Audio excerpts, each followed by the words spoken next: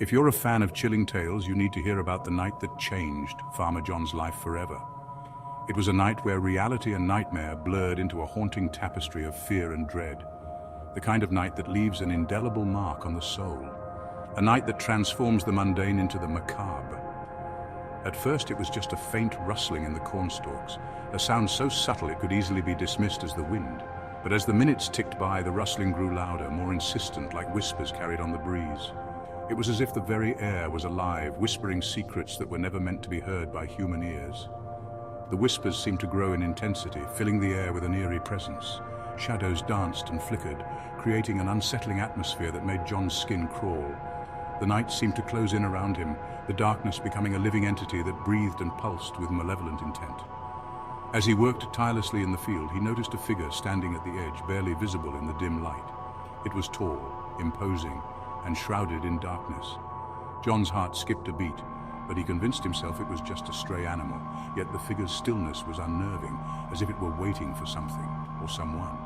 But deep down, he knew something was wrong. The figure didn't move like an animal, it stood too still, too menacing. His unease grew, but he forced himself to continue working.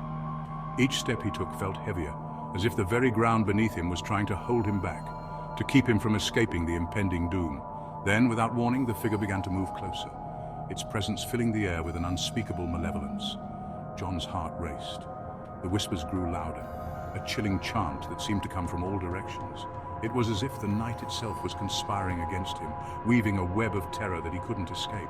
His vision blurred, and he stumbled through the crops, desperate to escape the suffocating presence. The figure kept pace, its steps silent but relentless, like a predator stalking its prey. Every rustle of the leaves, every snap of a twig, sent shivers down his spine, amplifying his fear to an unbearable level. The whispers grew louder still, a cacophony of voices that seemed to come from the very earth itself. John's mind raced, trying to make sense of the madness. He stumbled upon a clearing, an ancient twisted tree standing in the center. The tree seemed to pulse with a dark energy, its branches like skeletal fingers reaching for the sky. The tree's branches were like skeletal fingers reaching for the sky, casting long, eerie shadows. The whispers stopped abruptly and the figure vanished, leaving John alone in the clearing. But he knew he wasn't truly alone.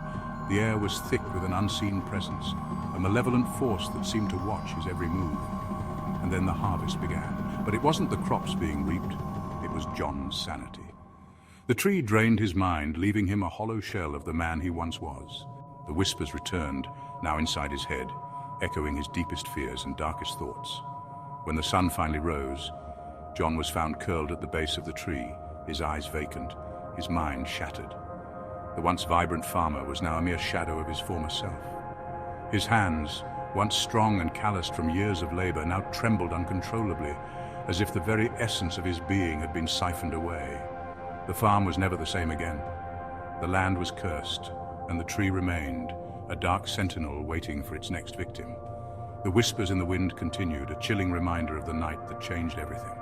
The crops withered, the soil turned barren, and the once thriving farm became a desolate wasteland. The locals spoke in hushed tones about the cursed farm, warning others to stay away. Some claimed to have seen the figure themselves, a dark silhouette that appeared on moonlit nights, watching, waiting. The stories spread, each one more terrifying than the last, painting a picture of a place where nightmares came to life. But no one dared to venture too close to the ancient tree for fear of becoming its next victim. The tree stood as a grim reminder of the night that changed Farmer John's life forever.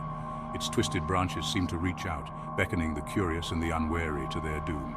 And so, the legend of the haunting harvest lived on, a chilling tale of fear and madness that would be told for generations to come. The farm remained abandoned, a cursed place where the boundaries between reality and nightmare were forever blurred. The whispers in the wind became a part of the land, a constant reminder of the horrors that lay in wait. The whispers in the wind continued, a chilling reminder of the night that changed everything. And so the legend of Farmer John's nightmare lived on, a cautionary tale for those who dared to venture into the fields after dark. The story became a part of local folklore, a warning to those who might be tempted to explore the cursed land. The locals spoke in hushed tones about the cursed farm, warning others to stay away. Some claimed to have seen the figure themselves, a dark silhouette that appeared on moonlit nights, watching, waiting. The figure became a symbol of the farm's dark past, a ghostly sentinel that guarded the secrets of the night. but no one dared to venture too close to the ancient tree for fear of becoming its next victim. The tree stood as a grim reminder of the night that changed Farmer John's life forever.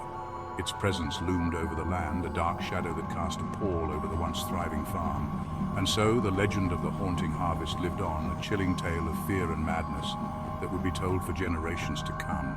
The farm remained abandoned, a cursed place where the boundaries between reality and nightmare were forever blurred. The whispers in the wind continued, a haunting melody that echoed through the ages, a testament to the night that changed everything.